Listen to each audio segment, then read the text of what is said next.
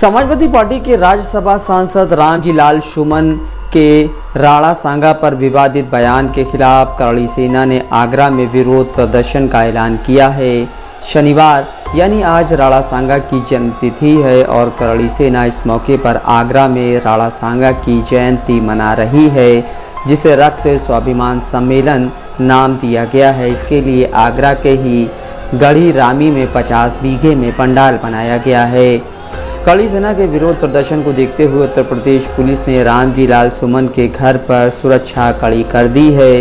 रामजी लाल सुमन ने करड़ी सेना के प्रदर्शन और राणा सांगा पर अपने बयान को लेकर कहा है कि लोगों को उनके बयान से असहमति हो सकती है, लेकिन विरोध करने का एक तरीका होता है। आप क्या कर रहा है? मेरा क्या कौन करड़ी सेना, तमाम करड़ी सेना यहाँ घूम रही है। यहाँ तक मेरा अपना सवाल है, मैंने एक बार नहीं 1000 बार कहा है, कोई व्यक्ति अपने आप में पूर्ण नहीं है, कोई विचार अपने आप में पूर्ण नहीं है। मैंने इस सभा में बयान दिया, मैं जानता हूं कि मेरे बयान से तमाम लोगों की असहमति हो सकती है, लेकिन असहमति व्यक्त करने का हमारे देश में एक तरीका है। हमारे इसमें आईन है, संविधान है, कायदा कानून है। तो कुल मिलाकर के अगर किसी को तकलीफ हुई तो जो करके तरीके हमारे देश में है, धरना देना, प्रदर्शन करना, सत्याग्रह करना, अखबार में जाना, कचहरी जाना, उनका सब इस्तेमाल करते। हिंसा का रास्ता किसी कीमत पर हमारे देश को स्वीकार नहीं है। और जिस तरह के तत्व यहाँ हिंसक वातावरण बना रहे, ये समझता हूँ देश की सेहत के किसी भी कीमत पर ठीक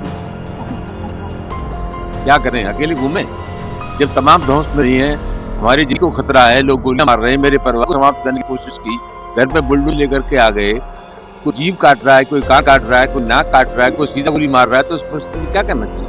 मजबूरी हमारे कोर्ट में जाना, हमारी कोर्ट में गए।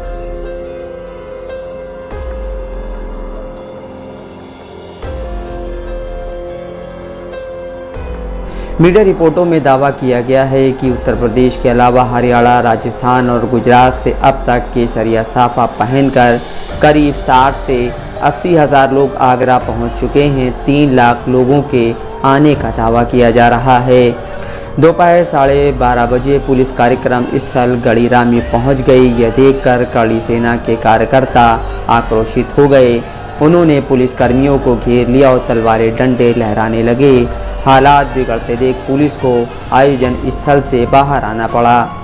करड़ी सेना शाम 5 बजे के बाद सपा सांसद रामजी सुमन के घर की ओर कूच कर सकती है। उन्हें रोकने के लिए रास्ते में 500 जगहों पर बैरिकेडिंग की गई है। सड़कों पर पत्थर के बड़े बड़े बोल्डर रखे गए हैं।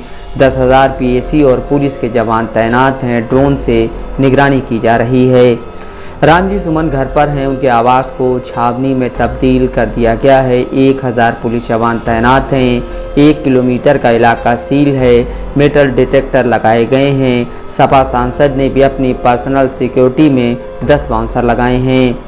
बता दें कि बीती 21 मार्च को राज्यसभा में रामजी लाल सुमन ने राणा सांगा और बाबर को लेकर बयान दिया था।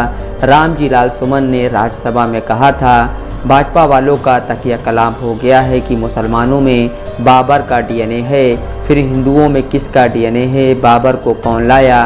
बाबर को भारत में इब्राहिम लोदी को हराने के लिए राणा सांगा लाया था।